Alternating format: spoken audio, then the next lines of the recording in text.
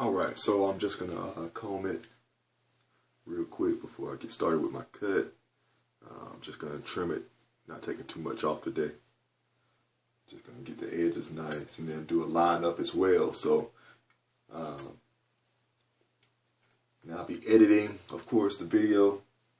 Not too many people make videos with wearing glasses and doing a cut. So this will be, you know, for those people with glasses that cut their own, you know. So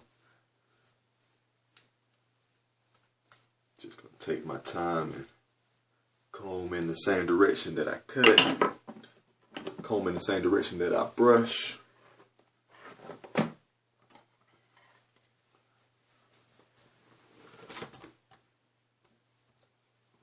Always use that mirror, have it ready.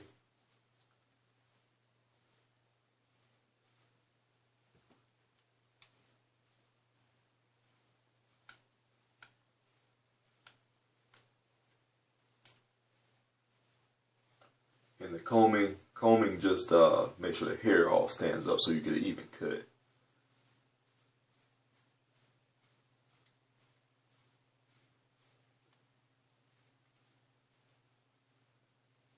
So don't forget to comb.